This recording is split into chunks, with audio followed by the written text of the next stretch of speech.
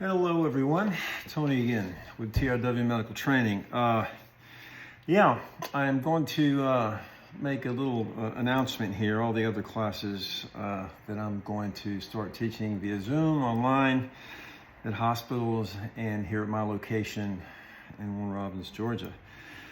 But there's so many classes and courses that I have prepared that I thought I would just read you a few for those of you interested, So in regards to mechanical ventilation, we're going to talk about the ventilator components, the settings, the rate triggered, the sensitivity, pressure-based triggering, that's important, flow bias triggering. Also setting the breath type, whether they are controlled breaths or support breaths, based on the mechanical ventilation mode that you'll be using. And of course, we'll talk about the ventilation modes: assist control, SIMV, pressure control, inverse ratio, bi-level, that kind of thing. APRV, we'll be discussing that. And I'm also going to throw in some spontaneous modes of ventilation too. So we're going to talk about PEEP, CPAP, and when they're used, and from a physiological standpoint, how they work, that kind of thing. Talk about also how to set your PEEP, So there's so much confusion with this sort of thing, and I'm not sure why. But us respiratory therapists, you got to get it together as an RT, okay? We're considered, we should be considered experts in thoracic pressures, okay? There's no ifs, ands, or buts. And it doesn't matter whether it's an infant, pediatric, or an adult. It doesn't matter if it's strictly pulmonary or cardiopulmonary or renal issues involved. We need to know how and when and exactly what to do. We need to know these things. A lot of physicians aren't well versed on this, including pulmonologists. Extrinsic and intrinsic PEEP, we're also going to be talking about. And then mean airway pressures and oxygenation, okay? Very important. When would you want to use elevated mean airway pressures? When would you not want to use high MAPs? When would you want to consider high levels of PEEP? What is a high level of PEEP? What are the side effects of high levels of PEEP? Can they cause cardiac issues, right? And also, I'm going to throw in some hemodynamics, because, the RTs, we have a pretty extensive knowledge of hemodynamics. That's on our boards. And so we should know what the CVP measures, what pulmonary capillary pressures mean, and that kind of thing. What kind of lung issues and pathologies can cause elevated? When are you dry? When do you need fluids, Like, for example, what does the CVP measure? Right atrial filling pressure, right end diastolic volume. What causes the CVP to go up and down? What's preload? How is preload affected when you have increased systemic vascular resistance? How is preload affected when you have right diastolic dysfunction? What is preload? Is preload right diastolic dysfunction? Is that maybe an inferior myocardial infarction? What leads would that be? Leads 2, 3, and AVF. Yeah, we can talk about a lot. I throw in a lot of, stuff in there that makes it interesting. We'll talk about ARDS, adult respiratory distress syndrome. Also, with infants and children too, especially infants now, how do you read an x-ray? How do you tell if it's RDS? How do you tell if you have, an enlarged heart? How do you tell if maybe you have costophrenic angles that are consolidated? What do flat diaphragms and widened intercostal spaces mean? What does increased lung markings mean? What does vascular congestion look like? What if you have cardiomyopathy and you have a very large heart, what would the respiratory therapist recommend? What kind of mode? What if you have refractory hypoxia, right? And you have issues with cardiomyopathy? How would you go about APRV? Can you use APRV? What if there's sepsis involved and renal issues involved? What would the respiratory therapist recommend? How would you approach this type of inverse ratio? When do you wean from conventional modes? How long do you stay in CPAP? Why would you extubate and go to a CPAP mode or BiPAP? Why would you extubate someone and go straight to CPAP? You would think, we're going to extubate them, they're going to be on room air, maybe they'll go to a cannula. Well, that's not always necessarily the way it is. If you extubate somebody, they might have to, you want to extubate them to BiPAP. The thing is, you want to eventually give the patient a chance to fail. Unless you 1,000% know that they're not going to do well within several minutes of extubation, then it's time to consider a tracheostomy. And that's really overlooked a lot of times. We're going to talk about the pathophysiology of ARDS, the causes of ARDS, and how do you manage a ventilator with ARDS? What kind of settings would you use? That kind of thing. And also, what is oxygen toxicity? And what happens how do you prevent acute lung injury? And how do you cause lung injury? And how do you treat lung injury? Respiratory therapists have to know all this. And what is barotrauma? What is volume versus pressure? And how would you avoid barotrauma, let's say, in an asthmatic patient, right? What type of mode would you want to use for a patient that's severe asthmatic? They may be refractory. What type of eye times? Would you use volume? Would you use pressure control? If you had to intubate a severe asthmatic, What is volley trauma? What is Adler trauma? There's so many things that we could talk about. And, what are alveolar recruitment maneuvers? The old days, we used to do a lot of alveolar recruitment maneuvers. How do you do it? How do you promote that distension safely? These are things that physicians and they just really don't do anymore. But as a critical care RT for 41 years, and this stuff works. And if you apply the techniques appropriately, this is evidence-based medicine. Now, I'm not just blabbing out things for nothing, okay? And this is part of our curriculum, RTs. We need to get it together. Be an asset. Be an asset. Don't ever approach a physician or anybody else unless you have, if you don't have evidence-based medicine and you don't know what you're talking about. We need to keep quiet, learn and listen. Learn and listen. It took many years for me to become an expert at what I do.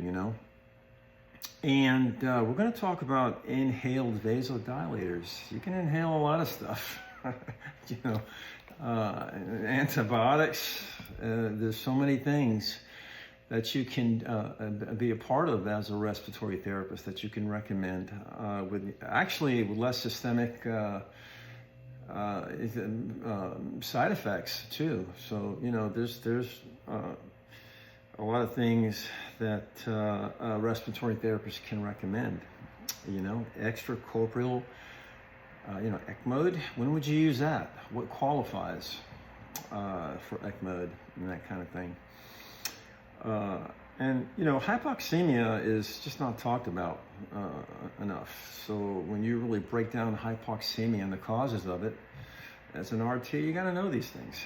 We're very advanced now, and it's something that really needs to be brought up. So if you do ICU rounds, you should be part of the rounds. Your suggestion as a registered respiratory therapist, should be heard. But on the other end of the spectrum, when we talk, we need to make sense. We need to make sense. Non-invasive versus invasive. There's a few non-invasive techniques that we can use. And when would you use a non-invasive ventilation mode on a patient? You know, how about antibiotics and bronchodilators and corticosteroids and all that kind of stuff? You know, do you think that corticosteroids cannot be nebulized? Of course they can. Do they work? Yeah, they work.